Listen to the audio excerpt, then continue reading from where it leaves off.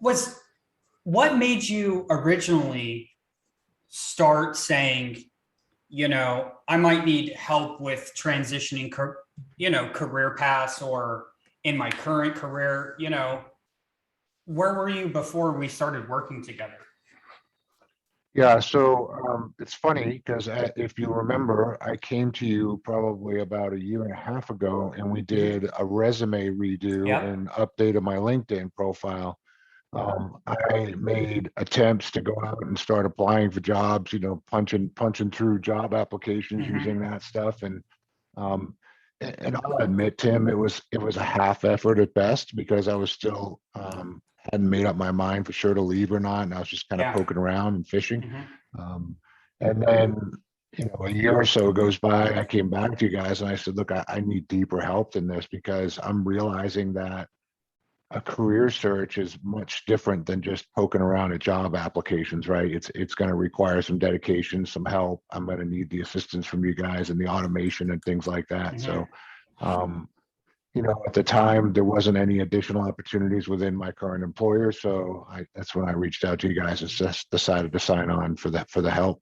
Yeah, I do know, while you need an impactful resume that highlights your accomplishments and achievements, Yeah, like that's so important, but applying online is broken.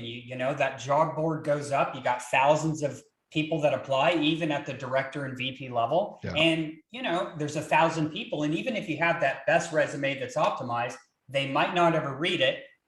They might not right. ever get to it. And then you get an email saying, hey, we found someone who's a better fit. And you're confused because you're like, I'd be perfect for this role. So yeah, I can understand the frustrations on that. And that's, why we started working together.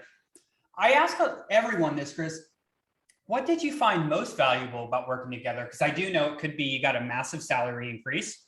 Yeah. It could, and that's what you said when you had got a hold of me, but was it that, or was it interview prep on this, or just being around other successful people? Was it the community? Like, what did you find most valuable about working together? So just your main Yeah. takeaway, was it the salary part? Well, certainly salary and upward mobility was two of my main goals. I will tell you, Tim, one of the biggest underrated values that I got from this. I'm a sales guy by nature, so I Yeah. network all the time for Mm-hmm. selling, Mm-hmm. but I had never spent the effort and the time networking for personal reasons. Right? Yeah. And I really I got a lot of value out of the automation and the networking that I did. Mm-hmm. I mean, I think I told you in my email, my network from a LinkedIn perspective grew by 20% in what, 4 or 5 months Mm-hmm. versus maybe 5, 7% over the past 2 years. So Mm-hmm.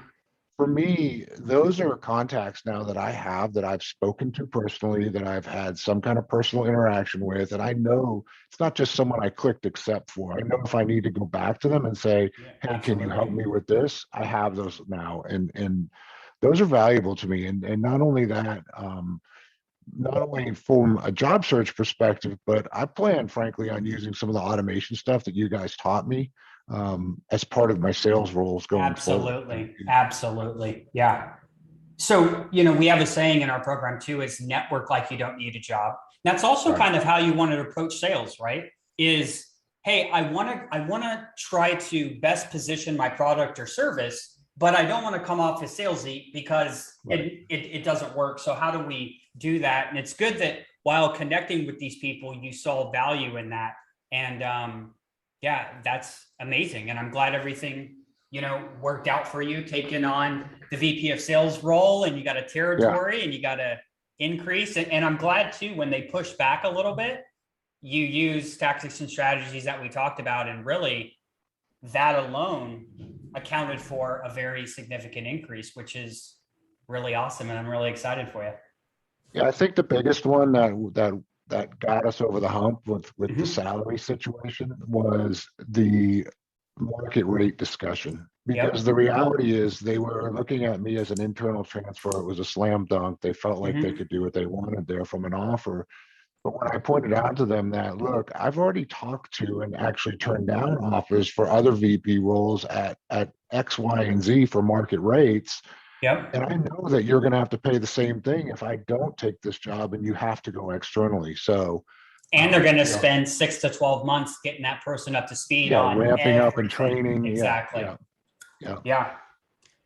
That's great. So, hey, I know you got the resume in LinkedIn and you circled back later, you know, what advice would you have for someone who's considering working with us? You know, because I know for you, it was like, hey, I'm starting. Let me go ahead and get my documents up. And then we almost waited because I'm a time guy, right? And you're a sales guy. Yeah. So we always say time kills all deals, right? Did you ever think back and say, you know, what if we would have potentially, you know, partnered earlier, or, you know, because I know that's a lot of people's minds is when's the right time, you know? And I know Yeah, for exactly. you had those vested stocks, and I know that's a difficult thing. Everyone's situation is different, right? Yeah, I think there's a heads. I think a lot of people think that. Oh, let me just say this. I've been at the same company now. I just celebrated 15 years with this company, gone through several Mhm. acquisitions with them. The the days of the job searches that I knew from 15 years ago, it's totally different nowadays. And Mhm. so when I went into Absolutely. this a year ago, just doing a refresh on the documents and the profile, I was operating under the impression that things were the same way they were before. Mhm. They're not. I should have signed on for the full program then with you Mhm. guys. Um, and the other advice I would give anybody looking into this is you've got to dedicate the Yeah. time. Which was probably the hardest challenge for me because I was still working that full-time job while Mhm. trying to do this. So, um, lunch breaks, after work, weekends, you name it. That's when I was doing my networking, and oftentimes my networking calls were after 6:30 Mhm. at night, with folks. So, um, it's definitely do it sooner rather than later, and make sure you dedicate the time that you need to put Yeah. into it. Well, just those conversations alone. If you're Yeah, talking to, let's just say 4 or 5 people, whether they're interviews or potential interviews or whatever, that's going to be at least 30 minutes a call, maybe 60 minutes. And yeah, you're going to have to do research before the call. So it's absolutely a lot. And almost no one thinks they have any time until it's a big priority in their life and they have to make yeah, time. Like so many people say, hey, I don't have time to work out. You know, what time do you get up? 6, get up at 5, right? yeah. Problem Right. solved. So, hey, Chris, in the end, I'm just really glad everything worked out, and definitely keep me updated with, you know, everything for the new role. Yeah, for sure. And also, I want to make sure to stay, as far as the group goes, keep me on your rosters, keep me in Absolutely. your chat profiles and all that, because if something comes up with Lumen and you got folks looking, then steer them my way. I'll help them out any Yeah. way I can. Yeah. So, Absolutely. I appreciate that. Thanks so yeah, much. thanks.